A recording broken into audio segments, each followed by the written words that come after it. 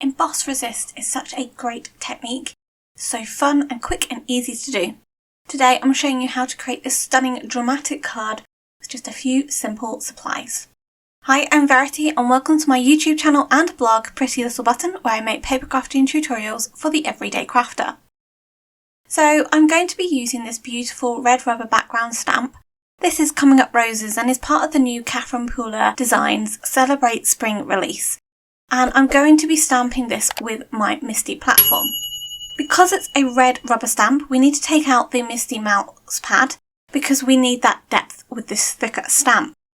I'm placing it into my Misty in the corner and then just using the window to pick up that stamp. Now because it's a full background stamp, I like to add a handle to my cardstock. This allows me to pick up the paper without getting my fingers all over it once I've prepped it. So I just use a bit of repositionable tape on a scrap piece of card, will do fine. I'm prepping the cardstock with some anti-static powder because knowing me, I will have got my fingers over it before I've put that handle on. And then I'm going to stamp it with some embossing ink. So I'm using Wow's Clear Ultra Slow Drying Embossing Ink. And just making sure I'm giving it a really good coverage. Now what's great about the Misty is if you haven't stamped it great the first time, you have got the option to re-stamp it, re-ink the stamp and then stamp it one more time. Or 2 times or 3 times until you get your perfect stamped image. And it will stamp directly over the top. So I'm just pressing that down really well. And I did stamp this I think twice just to get a really good coverage of the embossing ink. I'm then covering this with Wow's Superfine Gold Metallic Rich Embossing Powder. You can use a regular embossing powder. This isn't too fine a stamp detail that you really need that fine powder. And then I'm using the handle to hold my cardstock whilst I heat it. So I'm not going to disturb any of that embossing powder, and I'm not also going to burn my fingers at the same time.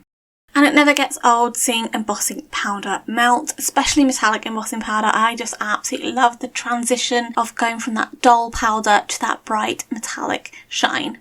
So once I had heat embossed that completely, I was then going to do some ink blending with the Emboss Resist.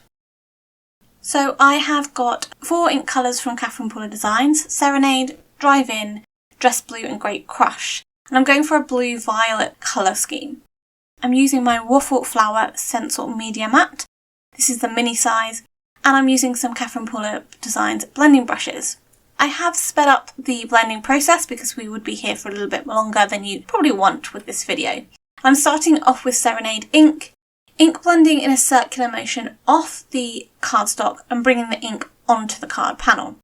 Now I'm not going all the way in because I want a soft halo effect, so I'm leaving the colour of the cardstock in the middle still present and I'm just fading the ink outwards. I'm then going in with Drive In ink and I have just rubbed off the blending brush on a towel because the colour that was originally used for prior to this was a sort of a pink violet and I don't want to get any of that pink contaminating my blue violet. I like to tap off my blending brush in the top of the lid because then I don't waste any of that ink and I can use it and pick it up again. I'm going back in with Great Crush now just to add a bit more of the violet in so it's not too blue. It's really darkening up that edge and creating a beautiful dramatic look. If you need to, you can go back in with the previous blending colours just to smooth out the transition. And then I'm lastly going in with Dress Blue, just really lightly around the edges, just to really darken it up and add that drama and intensify the Emboss Resist. So once I've done all of the colours, I can then use a clean, dry cloth just to rub over the top of the embossing powder that's already melted. And I do this because it just clears off any of the ink that may be sitting on that embossing because it resists it. And it just brightens up the embossing and you get that beautiful golden shine coming back. Now I did trim this panel down just to trim off the edges because I also wanted to create a white border around it to frame it on my card panel. To then add this to my card panel, I am using some fun foam that I've got scraps of, just adhering that to the back of the panel and then adhering that to the card.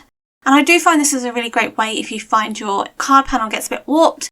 Adding a full sheet of fun foam or a full sheet of adhesive really helps straighten that out. Now for the sentiments, I am using a sentiment from the Mother and Daughterment sentiment stamp set that's coming out on the 9th of March with Catherine Pooler Designs. If you're a StampNation member, you will get access to this on the 8th of March, so you get access a day earlier. And if you're interested in any of the products, do check out my description box below. I'll have all the products linked to the shop. They are affiliated links at no extra cost to you. So I heat embossed the Sentiment You Are Loved from that Mothers and Daughters stamp set, and I just fussy cut it out. It was quite easy for me, I didn't mind it, but you could easily just trim this down into more of a rectangle sentiment. Lastly, I'm then just adhering some gold matte sequins around the sentiment around the card, creating a bit of a cluster to lead your eye around the card. Now here's this beautiful purple one that I created, but I have also created another one, more of a pink colour scheme with a darkened pink outside, and I've put Happy Mother's Day on there, again using a sentiment from that Mothers and Daughters sentiment stamp set. I hope you enjoyed today's video. Let me know in the comments below which one out of the two cards is your favourite colour combo.